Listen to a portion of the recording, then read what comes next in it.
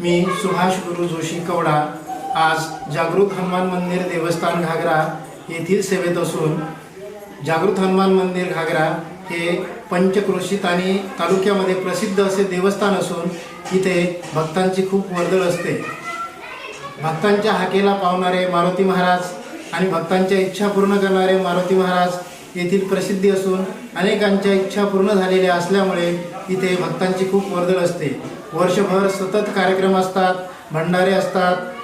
शनिवार तर निश्चितच असतो, 4-4, 5-5 कार्यक्रम या दिवशी इथे असतात। म्हणून लोकांची ये जा भरपूर असते। येथील हनुमान मंदिर हे परभणी जिल्ह्यामध्ये प्रसिद्ध असे मंदिर आहे आणि हे मंदिर 5 गावच्या सीमेवर बसलेले आहे।